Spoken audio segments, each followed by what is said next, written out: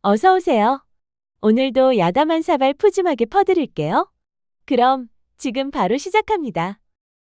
한 여자를 사랑한 남자와 악귀. 일부 지금 시작하겠습니다. 옛날 조선시대 어느 작은 시골 마을에 강수라는 청년이 살고 있었습니다.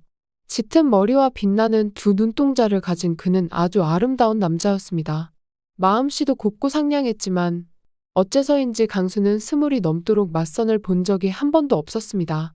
작은 시골 마을이라 마땅한 여인이 없었던 것은 아니었으나 강수가 홍기가 찼을 때 맞선을 보려고 하면 주변에서 뜯어 말리곤 했지요. 강수가 태어났을 적에 어느 비범한 무당이 마을을 찾아왔답니다. 무당은 강수의 부모에게 말했지요. 이 아이는 귀한 기운을 타고났지만 기구한 운명도 함께 가지고 태어났습니다. 이 아이의 배필은 평범치 못합니다. 그 운명을 견디기 위해 아이의 운명도 같이 꼬인 것이지요. 훗날 혼기가 찼다고 하여 아무짝이나 붙여주지 마십시오. 그랬다간 상대는 물론 아이마저도 명을 다하지 못하고 죽을 겁니다. 부모는 걱정했지만 무당은 신비한 거울을 건네며 말했습니다. 이 거울을 꼭 지니게 하십시오. 이 거울로 아이와 주변 사람들을 지켜낼 수 있을 것입니다. 저는 이 마을 숲속에서 지낼 테니 도움이 필요하면 언제든 찾아오십시오. 무당의 말에 강수의 부모는 안심했지만 이 사건은 삽시간에 온 마을에 퍼져 강수는 사람들과 어울리기 힘들었습니다. 강수는 외로움 속에서 자라났습니다. 아이들은 그를 피했고 어른들은 그를 불길한 존재로 여겼습니다. 그 때문에 그는 오랜 시간 외로이 지내면서 일찍부터 현실을 받아들여야 했습니다. 마음속 깊이 외로움을 감춘 채 그는 부모의 위로에 마음을 다잡았습니다. 하지만 날이 갈수록 외로움은 깊어졌습니다. 강수는 종종 혼자 숲을 거닐며 자신만의 세상에 빠지곤 했습니다. 그곳에서만큼은 외로움이 조금이나마 덜해졌기 때문이었습니다. 그러던 어느 날 강수는 스님이 될 생각까지 하게 되었습니다. 부인 얼굴도 못 보고 외로이 죽을 바에야 차라리 절에 들어가 평생을 부처님을 모시며 사는 게 낫겠다는 생각이 그의 마음을 괴롭혔습니다. 아들의 마음을 이해한 부모님은 좋은 날이 올 거라며 강수를 달랬습니다. 그러나 날이 갈수록 외로움이 더해져 눈물로 밤을 지새우는 날이 늘어갔습니다. 결국 강수의 부모님은 아들의 행복을 보지 못한 채 차례차례 세상을 떠나버렸습니다. 유일하게 자신을 사랑해 주던 부모님까지 떠나버리자 강수는 더욱 외로워졌습니다. 강수는 숲속 암자의 기도를 올리며 꿋꿋하게 버텼습니다. 그러던 어느 날 강수는 산에 나무를 캐러 갔다가 기절한 여인 혜영을 발견하게 되었습니다. 강수는 서둘러 그녀를 들쳐업고 집으로 내려갔습니다. 마을 사람들은 이 상황을 수군댔지만 강수는 혜영을 보살피는 데만 집중했습니다.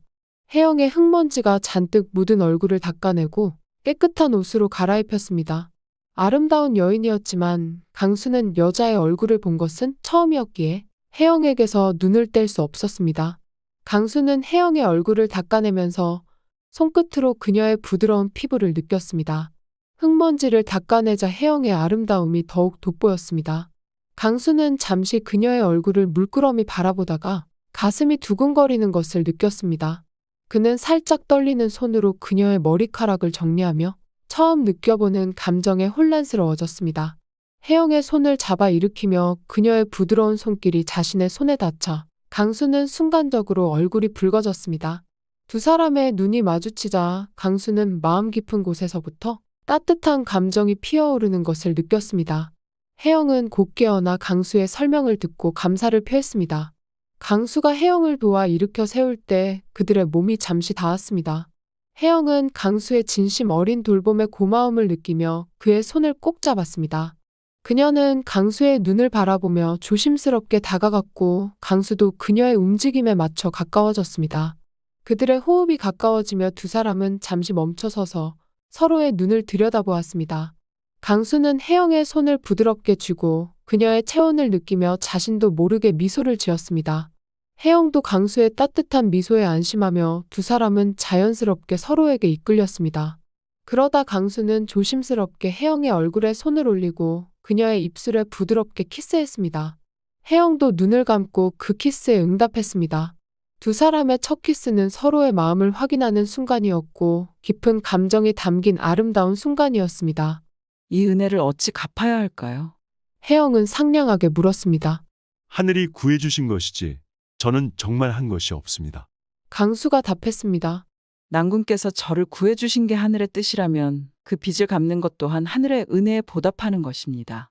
제가 달리 드릴 것이 없어 그러니 몸으로라도 은혜 갚을 수 있게 해주십시오. 혜영은 맑은 눈을 빛내며 간청했습니다. 혜영은 집안일을 도와주며 강수와 함께 지내기 시작했습니다. 자잘한 집안일은 물론 곤란한 일이 있을 때마다 기꺼이 나섰습니다. 무거운 물건도 척척 들고 나뭇가지를 직접 태우며 한 번도 힘들다고 한 적 없었습니다. 땀을 흠뻑 흘려도 아름다운 혜영을 보면서 강수는 전에 없던 두근거림을 느꼈습니다. 강수와 혜영의 관계는 점점 가까워져 갔습니다. 둘 사이의 거리가 좁혀질수록 마음도 가까워져서 어쩌다 손이 스치기라도 하면 눈길이 진득하게 따라왔습니다. 혜영을 보며 두근대는 날이 늘어날수록 강수는 혜영을 똑바로 쳐다보지 못하는 날도 늘어났습니다. 혜영이 강수의 집에 머문 지 2달이 조금 넘은 때였습니다. 여느 때처럼 나무를 캐러 갔던 혜영이 돌아왔습니다. 그런데 오늘은 아름다운 꽃을 가득 꺾어온 것이 아니겠습니까? 생각지도 못한 선물에 강수가 물었습니다. 갑자기 웬 꽃입니까? 당신이 생각나 꺾어왔어요. 혜영은 환하게 웃으며 꽃다발을 건넸습니다. 강수는 얼굴이 달아올랐습니다. 그냥 넘길 수 없었던 강수는 땀에 흠뻑 젖은 혜영의 이마를 보며 제안했습니다. 괜찮으시다면 물이라도 끼얹어 드릴까요? 혜영은 속저고리 차림으로 마당에 엎드렸습니다. 강수는 동이 가득 떠온 물을 한 바가지씩 부어주었습니다. 얇은 속저고리는 순식간에 푹 젖어 버렸고 숨겨져 있던 혜영의 모습이 은은하게 드러났습니다. 혜영의 등에 시원한 물이 닿을 때마다 꿈틀대니 강수는 눈을 뗄 수 없었습니다. 몇 번의 물질이 끝나고 혜영이 일어섰을 때 강수의 얼굴은 벌겋게 달아올라 있었습니다. 그 덕에 혜영의 얼굴도 붉게 달아올랐지요. 그러다 머뭇거리던 혜영이 조심스럽게 강수의 손목을 잡았습니다. 이윽고 둘의 눈이 자연스레 마주치더니 강수가 들고 있던 바가지가 툭 떨어졌습니다. 감기 들겠습니다. 어서 방으로 가시죠.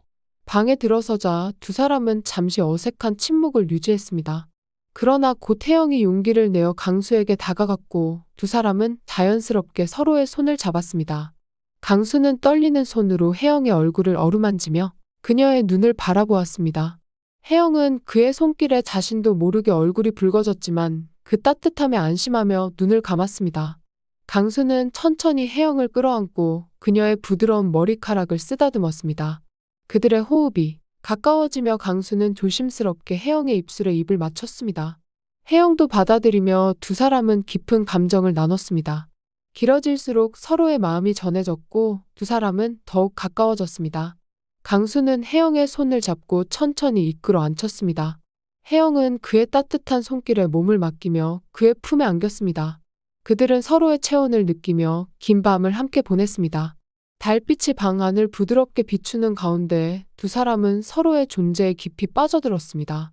강수는 혜영의 눈을 바라보며 그녀의 허리를 감싸 안았습니다. 혜영도 그의 품에 안기며 그들의 숨결이 하나로 어우러졌습니다. 서로의 온기를 느끼며 두 사람은 자연스럽게 하나가 되었고 깊은 감정 속에서 서로를 받아들였습니다. 그들은 긴 밤을 통해 서로의 사랑을 확인하고 함께하는 시간 속에서 진정한 행복을 느꼈습니다. 그날 이후 혜영과 강수는 부부가 되었습니다. 정식으로 혼례를 올린 것은 아니었지만 상관없었습니다. 강수는 머리를 올렸고 혜영은 강수를 남편이라 불렀습니다. 마을 사람들은 두 사람 사이에 무슨 일이 있었는지 알아챘지만 모른 척 해주었습니다. 그러나 평온함은 오래가지 않았습니다. 어느 날부터 인가 마을 숲속에서 죽은 짐승이 날마다 발견되기 시작했습니다. 처음에는 아주 높은 곳에서 발견되었던 것이 점점 아래로 내려왔지요. 심상치 않은 상황에 고요하던 마을은 금세 시끄러워졌습니다. 마을 사람들은 불안에 떨었습니다. 강수 역시 마찬가지였습니다. 마을의 안전도 걱정되었지만 부인인 혜영이 더 걱정되었습니다. 짐승의 사체가 우후죽순 발견될 때부터 혜영의 태도는 이상해졌습니다. 잠도 잘 못 자고 밥도 제대로 먹지 못했습니다. 그답지 않은 모습에 강수는 여러 번 물어봤습니다. 부인, 무슨 일 있으시오? 무슨 일 말씀이신가요? 아무 일도 없사옵니다. 강수가 물을 때마다 혜영은 웃어 보였지만 그마저도 어색했습니다. 날이 갈수록 혜영의 얼굴에선 미소가 사라지고 강수와의 거리도 조금씩 멀어졌습니다. 변해버린 부인의 강수는 상처를 받았습니다. 그러나 유일한 가족이 떠날까봐 겁이 나 매달리기 시작했습니다. 혜영은 강수가 그럴 때마다 꼭 안아주었지만 다음날 아침이 되면 언제 그랬냐는 듯 서먹한 태도를 보였습니다. 그런 날이 계속되자 강수의 얼굴도 점점 반쪽이 되어갔습니다. 슬픔과 함께 궁금증도 커졌습니다. 온갖 걱정이 몰려들어 한없이 날카로워진 강수는 문득 그런 생각이 들었습니다. 바람 피울 사람이 아니라는 것을 잘 알고 있었지만 누가 알까요? 열길 물속은 알아도 한길 사람 속은 모르는 법이니까요. 머릿속에 바람이라는 두 글자가 확 박히게 되자 강수는 더욱 예민해졌습니다. 어느 날 밤 혜영이 홀로 집을 나섰습니다. 소리도 내지 않고 조용히 나가는 혜영이 수상했던 강수는 몰래 뒤따라갔습니다. 혜영은 마을을 벗어나 산으로 올라가기 시작했습니다.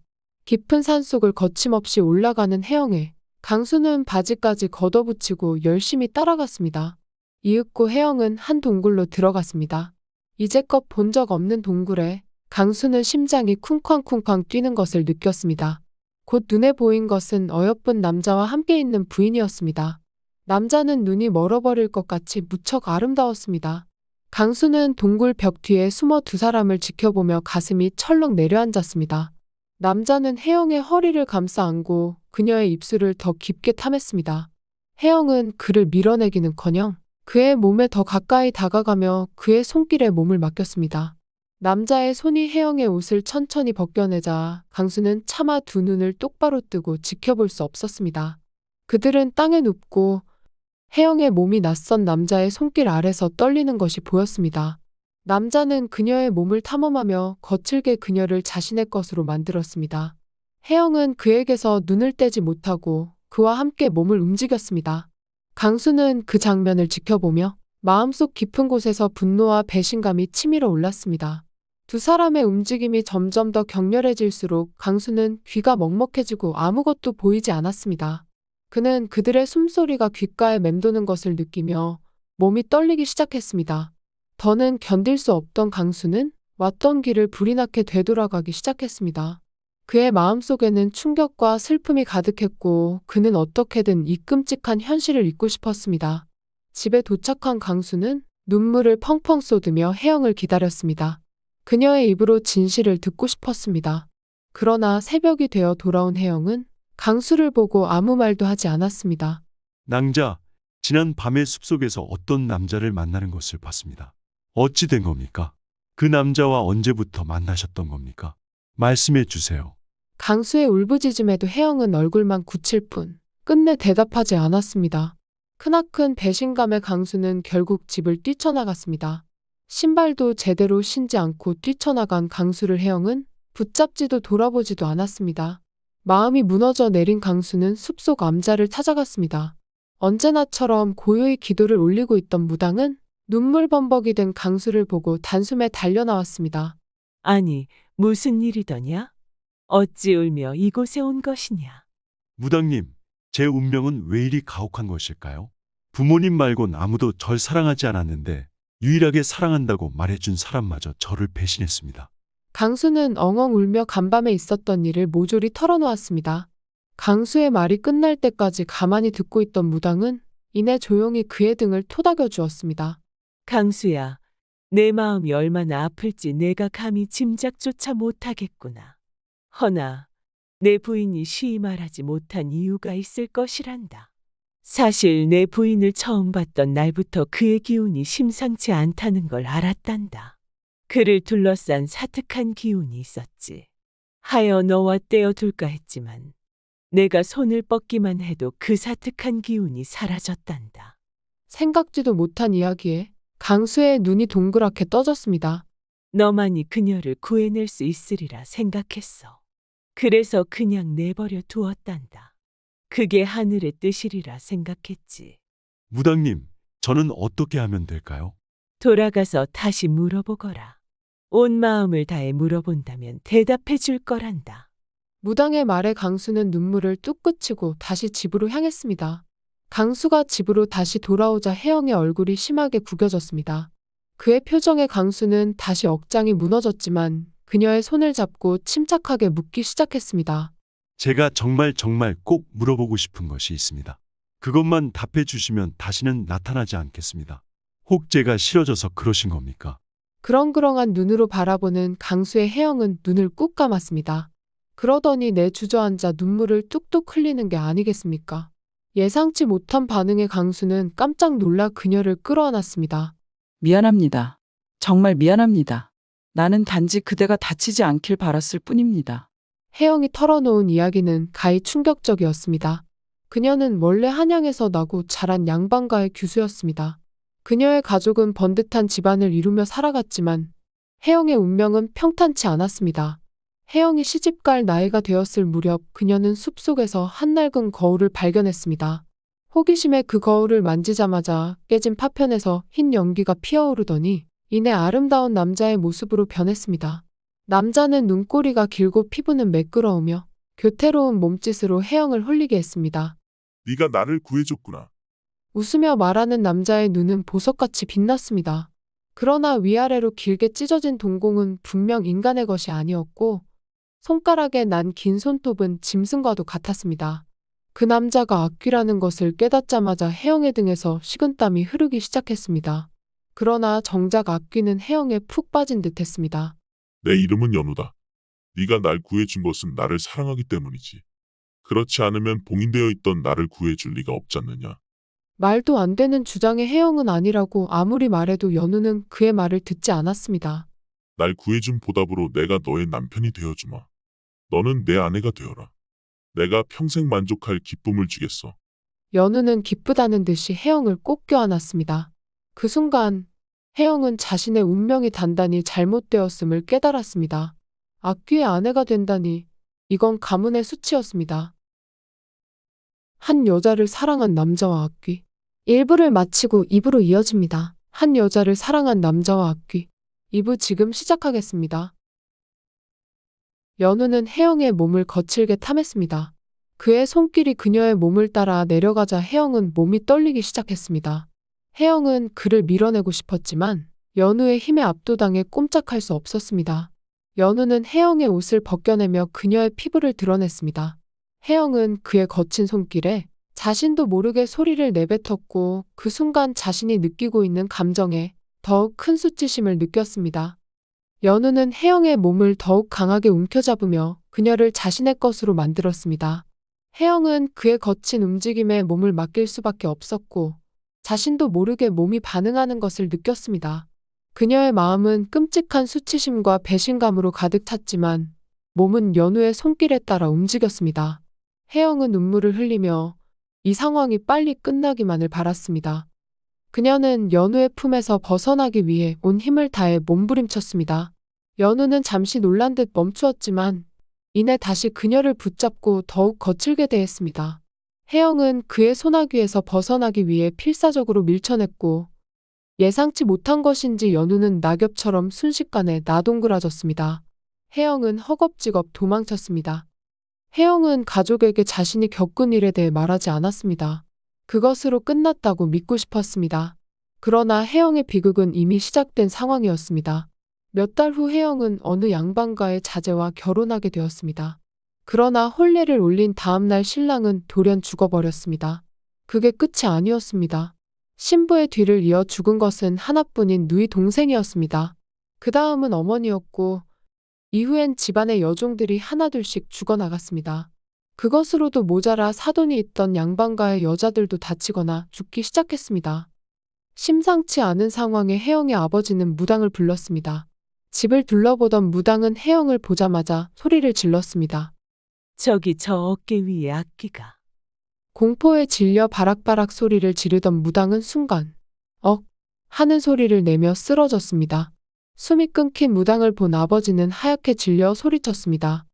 당장 이 집에서 나가거라. 넌 앞으로 이 집안 사람이 아니다.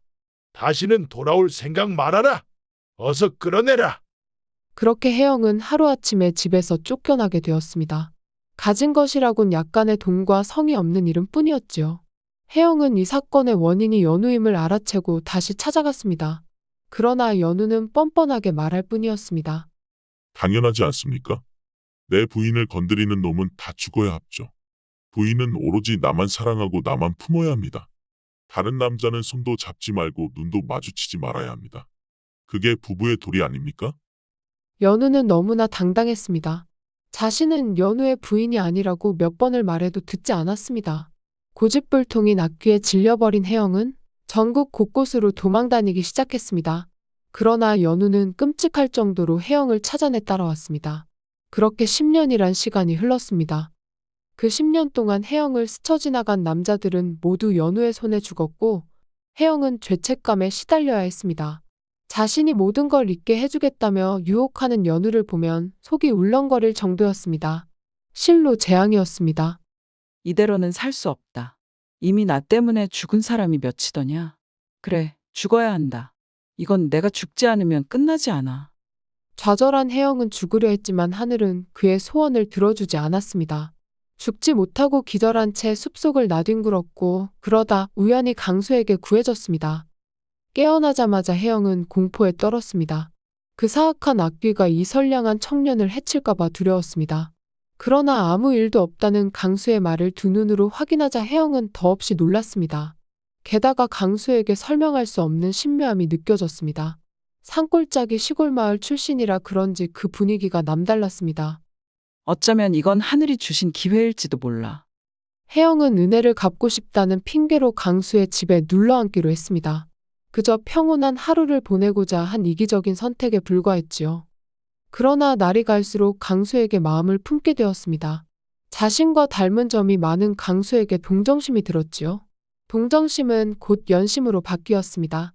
행복하게 웃으며 보내는 날이 늘어날수록 혜영은 연우를 잊어갔고 강수와 함께 평범하게 지내고 싶다는 생각이 들기 시작했습니다. 물론 강수와 사랑하면서 말이죠. 두 사람은 서로의 눈을 바라보며 가까워졌습니다. 강수는 혜영의 얼굴을 부드럽게 쓰다듬으며 그녀의 입술에 조심스럽게 입을 맞췄습니다. 혜영은 그를 받아들이며 몸을 그의 품에 맡겼습니다. 그들의 입술이 맞닿는 순간 강수는 혜영의 허리를 감싸 안고 그녀를 더욱 가까이 끌어당겼습니다.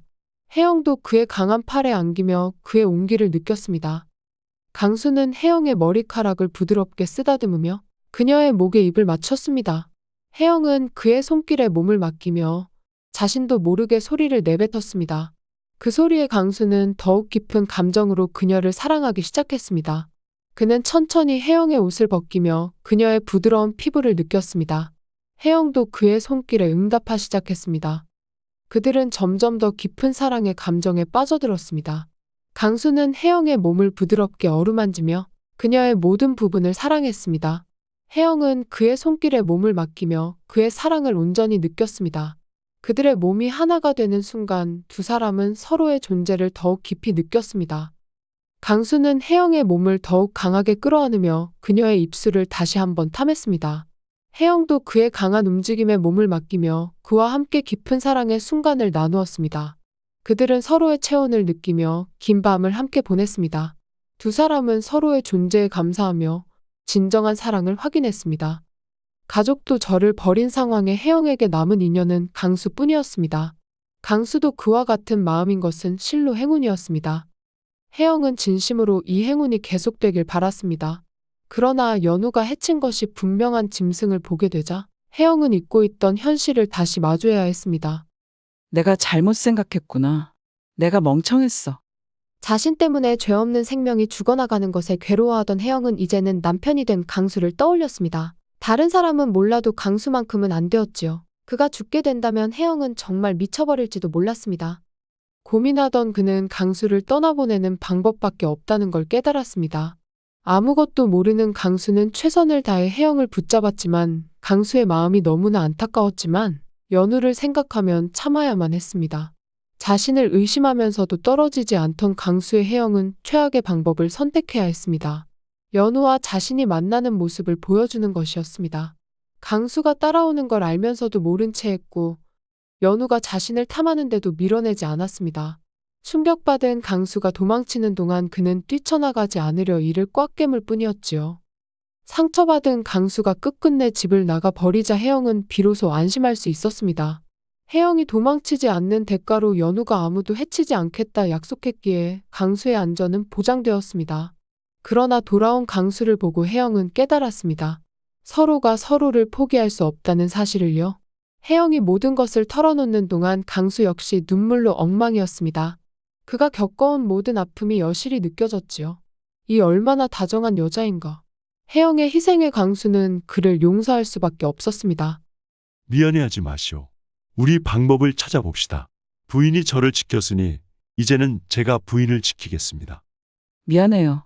정말 미안합니다, 서방님. 뭐가 미안합니까? 부인이 저를 진심으로 사랑하는 것은 거짓이 아니지 않습니까? 그러니 지난 날은 털어내고 앞으로 있을 일만 생각합시다. 강수의 따뜻한 위로의 혜영은 그간의 고통을 위로받았습니다. 모든 걸 알게 된 강수는 앞으로 어떻게 해야 할지 고민하기 시작했습니다. 문득 무당이 떠오른 강수는 혜영과 함께 다시 무당을 찾았습니다. 무당은 뭔가를 아는 듯한 표정으로 둘을 맞이했습니다. 먼 옛날 내 스승의 스승의 스승이신 대무당께서는 수많은 악귀를 봉인하셨지. 봉인이 언젠가는 풀리는 법, 대무당께서는 악귀를 물리칠 수 있는 신비의 거울을 남기셨단다. 그 거울은 제게 맞는 주인을 찾으면 그 힘을 발휘한다. 주인의 몸을 보호하고 그 주변 사람들까지 전부 보호할 수 있는 아주 귀한 것이지. 큰 힘이 없는 귀신이나 악귀들은 거울의 영향력 내에 들어오기만 해도 죽을 정도다. 그 거울이 설마 그래, 강수. 내가 태어났을 때 내가 준 그 거울이다. 내가 태어났을 때 그 거울이 울기 시작했어. 주인이 태어났다고. 무당의 잔잔한 말에 강수와 혜영은 침을 꿀꺽 삼켰습니다. 대무당께서는 한번 봉인되었다 풀려난 악귀는 죽여야 한다고 하셨다. 그걸 가능케 하려면 신비의 거울과 주인이 반드시 필요하다. 그러니 강수, 내 도움이 있어야만 해. 제가요. 그래, 거울은 주인인 너의 이야기를 듣는다. 다른 건 필요 없다. 내가 원하는 소원을 빌며 그 거울을 악귀에게 던지기만 하면 돼. 악귀의 힘이 약해지면 그때를 노려 숨통을 끊어라. 무당의 말에 그날 밤 강수는 혜영과 함께 산을 올랐습니다. 중간쯤 올라왔을 때 잔뜩 화가 난 연우가 두 사람 앞에 나타났습니다. 날카로운 두 사람의 등장에 연우가 무섭게 얼굴을 굳히더니 곧 본색을 드러냈습니다. 연우는 갑자기 악귀의 힘을 사용해 염력으로 혜영을 끌어당겼습니다. 그 순간 연우는 그녀의 얼굴을 가까이 들이밀며 입맞춤을 했습니다. 그의 입술은 뜨겁고 격렬했습니다. 연우의 행동이 점점 대담해지면서 혜영은 순간적으로 그를 밀어내려 했지만 그의 강렬한 힘에 압도당하고 말았습니다. 그는 그녀의 옷을 서둘러 벗기기 시작했고 혜영은 처음에는 저항했으나 그의 손길이 그녀의 몸을 따라 움직이며 쾌감을 불러일으키자 점차 저항을 멈추고 말았습니다. 연우는 그녀에게 더욱 깊이 빠져들었고 그녀는 그의 손길에 거부했지만 육체는 거부하지 못했습니다. 두 사람은 격정적인 행동이 강수의 눈앞에 다시 펼쳐졌습니다. 강수는 그 모습을 충격적으로 바라보았습니다. 그가 알던 혜영과 연우는 도저히 상상할 수 없는 모습이었습니다. 그의 마음은 혼란과 질투로 뒤엉켰습니다. 연우 또한 강수에 대한 질투와 분노를 온몸으로 표현하고 있었습니다. 하찮은 인간 따위가. 갑자기 연우는 이성을 잃고 달려들었습니다. 붉게 물든 그의 눈은 꺾인 자존심과 수치심으로 가득했지요. 평소보다 더 길게 뻗어 나온 손톱은 힘없는 인간을 순식간에 갈기갈기 찢을 생각이었습니다. 그러나 때를 노리고 있던 강수는 침착하게 손에 쥐고 있던 신비의 거울을 연우에게 던졌습니다. 그러자 순간 강렬한 빛이 번쩍이더니 악귀의 몸을 감싸기 시작했습니다. 빛에 둘러싸인 연우는 벼락 맞은 듯 비명을 지르며 바닥을 구르기 시작했습니다. 빛이 닿은 모든 곳이 타들어가고 있었습니다. 그 틈을 타 혜영은 숨겨놨던 비수를 꺼내 연우에게 달려들었습니다. 발버둥치는 연우 때문에 살짝 비켜나가긴 했어도 충분히 치명적인 공격이었습니다. 창백해진 연우는 바닥에 드러누워 비명을 질러댔습니다. 내가 뭘 그리 잘못했느냐. 난 잘못한 게 없어. 잘못은 내가 하지 않았느냐. 날 살렸다면 내가 책임져야지. 어찌 날 버리는 게야. 도리를 지키지 않은 건 내가 아니라 내 놈이라고. 연우는 아직도 헛소리를 했습니다. 그러나 곧 땅에서 솟아오른 수많은 손에 그만 땅속으로 사라져 버렸습니다. 연우를 끌고 간 것은 연우에게 죽은 영혼들이었습니다. 연우가 죽을 순간만 기다리던 영혼들은 때를 놓치지 않고 그를 지옥으로 끌고 간 것이었지요. 연우가 있던 자리엔 아무것도 없었습니다. 날이 밝아오며 숲속에 햇빛이 스며들자 강수와 혜영은 서로를 바라보았습니다. 기쁨으로 가득한 얼굴에 서로를 와라 끌어안았습니다. 이것으로 지옥 같던 시간은 끝이 났습니다. 이제 두 사람에게 남은 것은 오로지 행복뿐이었지요. 야담한 사발 잘 잡수셨다면 구독, 좋아요, 알람 설정 꼭 부탁드려요. 다음 한 사발도 기대해 주세요. 고맙습니다.